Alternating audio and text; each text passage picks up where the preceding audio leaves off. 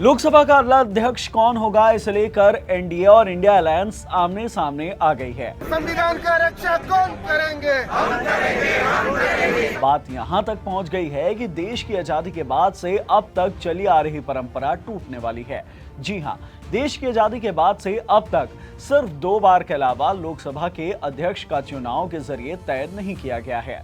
हमेशा से ही सत्ता पक्ष और विपक्ष के बीच सहमति से ही लोकसभा अध्यक्ष चुने जाते रहे हैं, लेकिन इस बार इंडिया अलायंस और बीजेपी के बीच बात नहीं बन पाई है और ऐसे में इंडिया अलायंस ने बीजेपी के कैंडिडेट के खिलाफ अपना कैंडिडेट खड़ा कर दिया है और अब चुनाव के जरिए ही अगला लोकसभा का अध्यक्ष चुना जाना है। तो चलिए इस वीडियो में बात कर लेते हैं इसी मुद्दे पर, जानने की कोशिश करते हैं कि आखिरकार लोकसभा अध्यक्ष का पद इतना जरूरी क्यों है, जो विपक्ष नंबर में कम होने के बावजूद इसे पाने के लिए इतनी कोशिशें कर रहा है।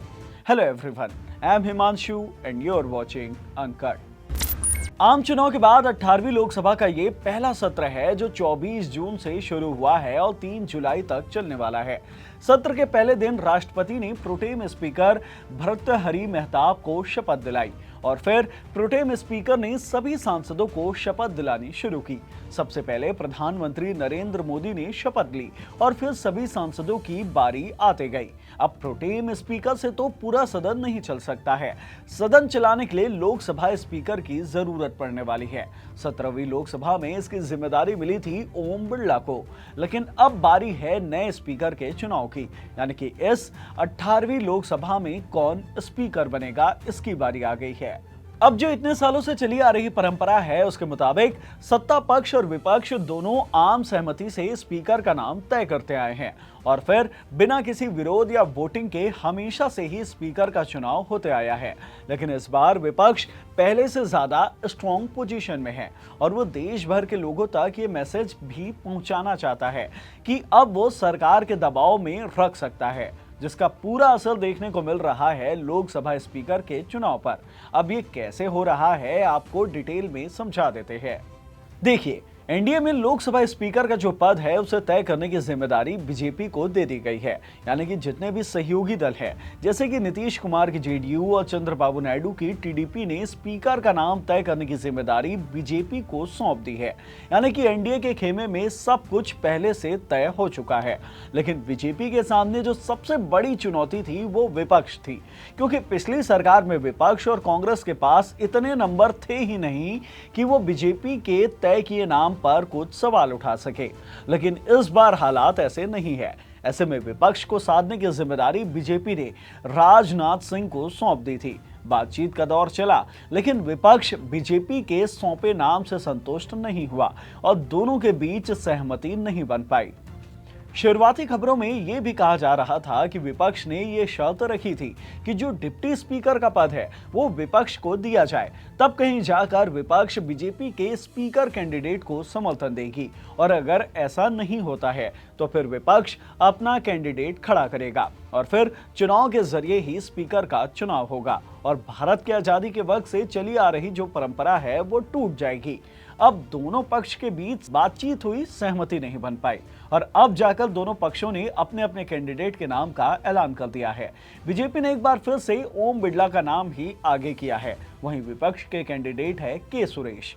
ओम बिरला के बारे में आप तो पहले से ही जानते हैं, लेकिन जो के सुरेश हैं वो केरल से कांग्रेस के नेता हैं और अब तक 8 बार सांसद रह चुके हैं। मनमोहन सरकार के दौरान उन्हें राज्य मंत्री का भी दर्जा मिला था और अब विपक्ष ने उन्हें स्पीकर पद के लिए चुनाव में उतार दिया है।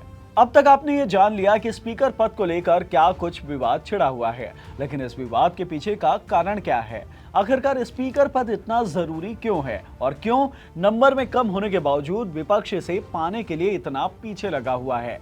तो चलिए इस बात की भी पड़ताल कर लेते हैं। देखिए, देश की सर्वोच्च सभा जो है, जिसे हम लोकसभा के नाम से जानते हैं, वहां जब कार्यवाही चलती है, यानी कि जब सदन चलता है, तो वहां सबसे ताकतवर होता है लोकसभा का स्पीकर।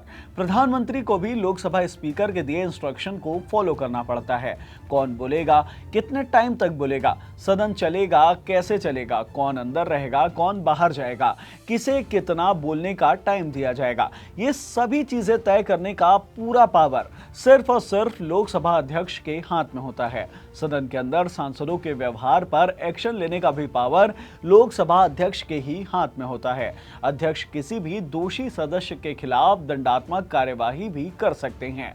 सदन में होने वाली बैठकों का एजेंडा भी लोकसभा का अध्यक्ष ही तय करते हैं। साथ ही अगर कोई बिल पेश होता है तो वो मनी बिल है या नहीं है, ये भी तय करने का अधिकार लोकसभा अध्यक्ष के पास ही होता है। यहाँ तक कि कौन सा सदस्य कहाँ बैठेगा, इसका फैसला भी लोकसभा अध्यक्ष ही लेते हैं। यानी कि जब सदन चलता है तो लोकसभा अध्यक्ष से ज्यादा ताकतवर और कोई व्यक्ति नहीं होता है, और इसलिए ही लोकसभा अध्यक्ष की सीट ही सबसे ऊंची होती है ताकि वो सभी सदस्यों पर अपनी नजर बनाए रख सके। अध्यक्ष की ये भी जिम्मेदारी होती है कि वो सदन को न्यूट्रल तरीके से चलाए, यानी कि सत्ता पक्ष और विपक्ष को सदन के अंदर बराबरी का मौका मिले। और इसी कारण ही विपक्ष डिप्टी स्पीकर का पद सत्ता पक्ष से मांग रहा था, क्योंकि हमने पिछली लोकसभा में कई बार ये देखा था कि कुछ सदस्यों ने स्पीकर के ऊपर कम वक्त देने का या पक्षपात करने का आरोप लगाया था। हालांकि ये सिर्फ आरोप थे। तो अब आपको समझ में आ ही गया होगा कि लोकसभा स्पीकर के पद को लेकर जो इतना विवाद मचा हुआ है वो क्यों है, क्यों विपक्ष अपने कैंडिडेट खड़ा करना चाहता है। वैसे इसके पीछे का मकसद एक ये भी है कि लोगों तक मैसेज पहुंचाया जा सके कि वो सरकार को इस बात दबाव में रख रहे हैं। लोकसभा स्पीकर का चुनाव 26 जून की दोपहर 11 बजे किया जाएगा और यह तय हो जाएगा कि 18वीं लोकसभा का अगला अध्यक्ष कौन बनता है। इस वीडियो को यहीं खत्म करते हैं। इस वीडियो से मिली जानकारी आपको पसंद आई होगी तो इसे लाइक कर दीजिए, शेयर कर दीजिए। साथ ही हमारे चैनल अनकट को सब्सक्राइब कीजिए। धन्यवाद।